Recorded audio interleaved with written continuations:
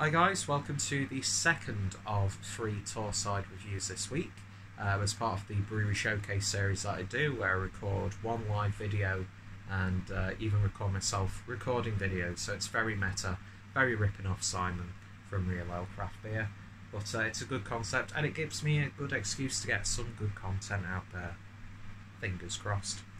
So the second beer that we're going to be looking at is the Craft Hoodlums, which is a pale ale with rye, and this is clocking in at 4.5% ABV.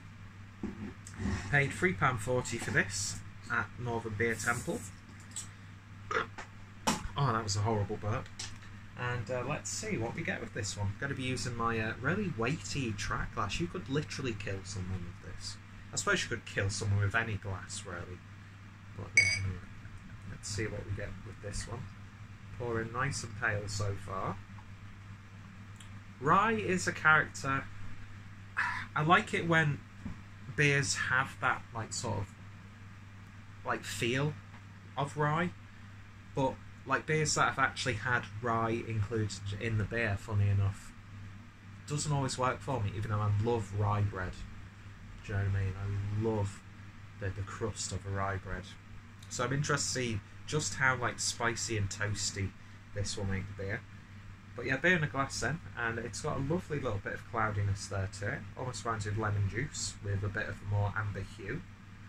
Head is about, well, there's about half finger's worth of nice white head. Nice little dense, cloudy looking beer. So let's see what we get on the nose.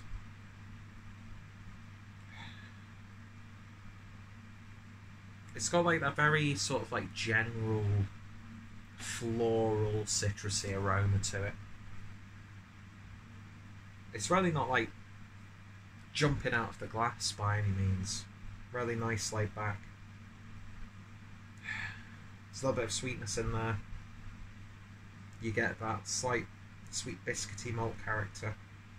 Not really getting too much rye on the nose. But yeah, really nice, simple smelling beer, so let's give it a taste. Cheers.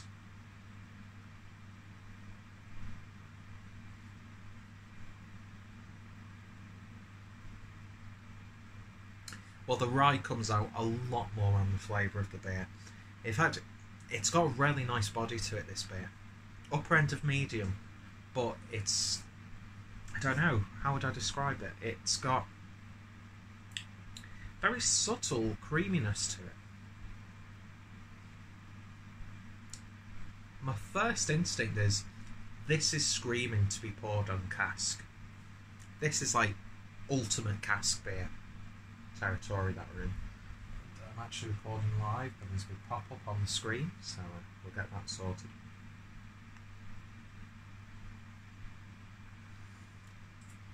Spicy earth tones on the back end. It's not really hoppy, it's not really fruity. It's more of a classic British pale ale, I would say, with maybe a slight hop character. A little bit of a floral edge, herbal as well. It's not an exciting pale ale by any stretch, but I'm really glad that that rye character isn't too in your face. It dries out the beer on the back end, but just enough. Yeah, it's all right. It's an okay beer.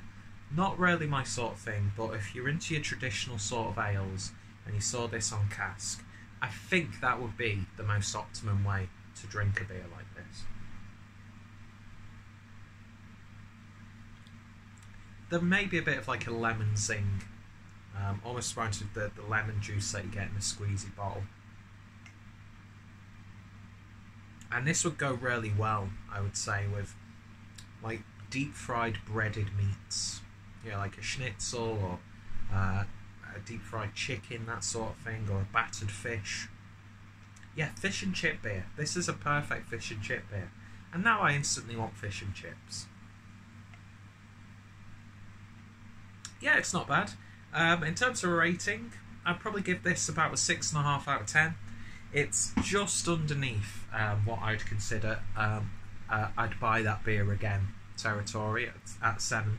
But yeah, I think 6.5 is fair. Some people might drink that and think it's one of the best things they've ever put in their mouth. Didn't think before I spoke then. But yeah, for me, it's not too bad. Not too bad, but far from, you know, an exciting sort of beer. There's a real sense of like modesty and honesty about it. And if anybody can say honesty in regards to a beer, then just ignore every word that they say, because they are talking utter shit. But you're used to that with the Clueless Drinker stuff. So yeah, anyway, Craft Hoodlums, a pale ale with rye. I'm going to give that one 6.5 out of 10. Go check out the previous video. Go check out the Torrside playlist, as well as checking out Torrside and Emma Skidwell. Skidwell? Why does it say Skidwell? Sidwell. I've only had 2 beers. Well, technically 1 beer, because I've just recorded a review of the other one that I've got.